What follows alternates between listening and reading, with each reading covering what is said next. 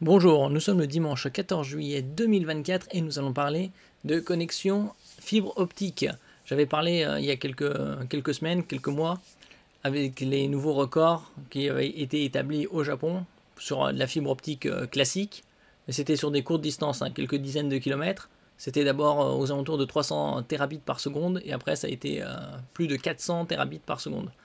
Mais sur quelques dizaines de kilomètres, quelque chose comme 50. Là, c'est 800 gigabits par seconde, l'incroyable débit obtenu par de la fibre optique entre la Suisse et les Pays-Bas. Donc il y a plusieurs centaines de kilomètres qui les séparent. On va dire plus ou moins de 1000. N'oubliez pas de vous abonner pour plus de news sur le monde de la high-tech ainsi que les bons plans également sur mon Twitter. Les soldes d'été sont jusqu'au 23 juillet, encore 9 jours. Et les 16 et 17 juillet, il y a les Prime Day pour réaliser encore de meilleures affaires pour ceux qui sont abonnés à Amazon Prime. Vous pouvez aussi avoir un essai de 30 jours pour en profiter. Sinon, c'est pour les étudiants, c'est 35 € par an, pour les Français et les Belges, à condition d'être éligibles. Et sinon, c'est 70 € par mois. Pas par mois, 70 € par an. Et par mois, c'est 7 €. En février dernier, 2 ingénieurs ont réussi à établir une nouvelle connexion de données ultra rapide entre le CERN, en Suisse, c'est un endroit où il y a le grand collisionneur de hadrons, c'est un centre de recherche atomique, sur les atomes, en Suisse, et des sites de stockage aux Pays-Bas. Une prouesse technique et un tournant dans l'amélioration de l'accès aux résultats des expériences du grand collisionneur de hadrons. LHC, c'est Large Hadron Collider. Mais ce n'est qu'un début. Et donc là, on est à 800 gigabits par seconde, alors que l'offre la meilleure proposée pour le marché public en France est 8 gigabits. Donc ça, ici, c'est 100 fois plus rapide. Joachim Oppenhacker et Edwin Verheul, 2 ingénieurs réseau travaillant sur Surf, une association néerlandaise spécialisée en IT, Information Technology, pour l'éducation et la recherche, ont mis en place au mois de février une nouvelle passerelle de données entre le LHC et des sites de stockage de données aux Pays-Bas. Ce tuyau est capable d'atteindre des vitesses de 800 gigabits par seconde, un chiffre à comparer à la moyenne d'environ 500 mégabits par seconde obtenue en France avec la fibre. Après, c'est une moyenne. D'après les tests, la moyenne est aux alentours de 400 ou 500 mégabits. La plupart des offres Internet sont des offres de 1 gigabit.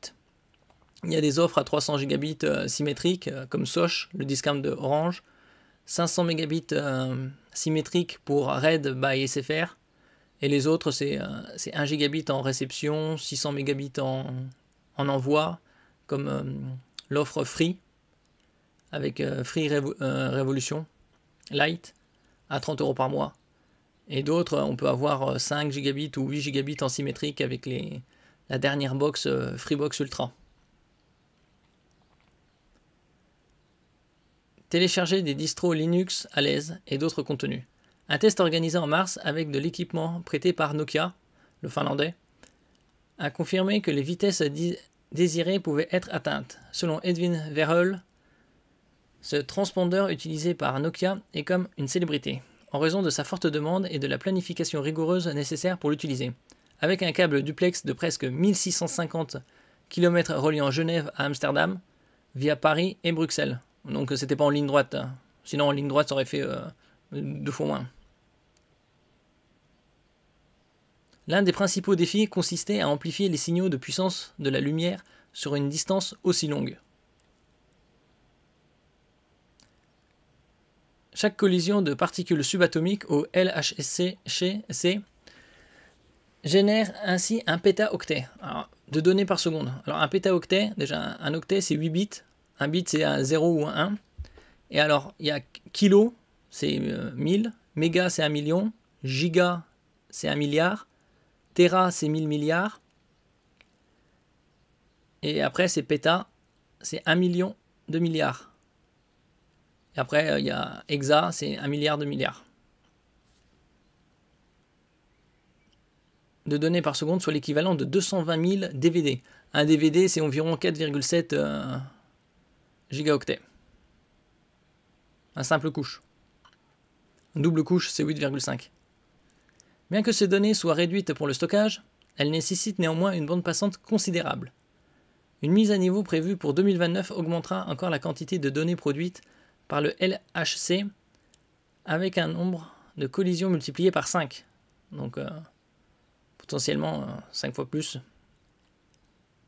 800 gigabits par seconde, c'est impressionnant.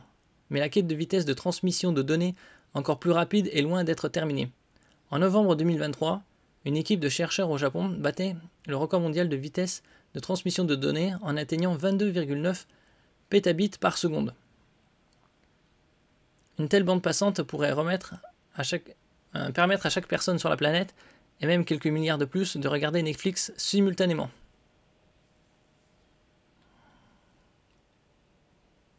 Cette expérience en laboratoire a utilisé un câble de fibre optique enroulé de 13 km avec 19 cœurs dans un seul câble, une innovation par rapport au câble standard. Cependant, remplacer les anciens câbles est coûteux et difficile. Une équipe de l'université Aston, au Royaume-Uni, a récemment atteint des vitesses de 402 terabits par seconde, sur une fibre optique de 50 km avec un seul cœur, soit environ 5,7 millions de fois la vitesse moyenne du haut débit domestique au Royaume-Uni. Là, oui, c'était ici, c'était au Royaume-Uni, et 402 terabits, et l'autre essai, c'était au Japon, mais ils avaient également réussi à faire 402, et c'était 300 mégabits environ. 300 terabits. Mais c'était sur 50 km. Les activités dans le métaverse pourraient un jour nécessiter une bande passante extrême. Après, il y a aussi la bande passante et le faisceau de lumière utilisé, la gamme d'ondes, comme dans l'ultraviolet, et donc ça pourrait aussi augmenter, et la fréquence. D'ici 2030, les connexions à domicile pourraient atteindre jusqu'à 50 gigabits par seconde. Là, récemment, j'avais fait une vidéo sur aussi les 50 gigabits qui avaient été atteints par Google Fiber au Kansas, c'était à Kansas City, et c'était aux alentours de 50 gigabits par seconde. Et leur objectif est d'atteindre 100 gigabits. Mais la fiabilité sera peut-être encore plus cruciale que la vitesse pour certaines applications, comme la chirurgie robotisée à distance. Les ingénieurs prévoient que la demande en bande passante continuera d'augmenter rapidement avec une croissance actuelle de 30% par an sur les câbles transatlantiques à fibre optique.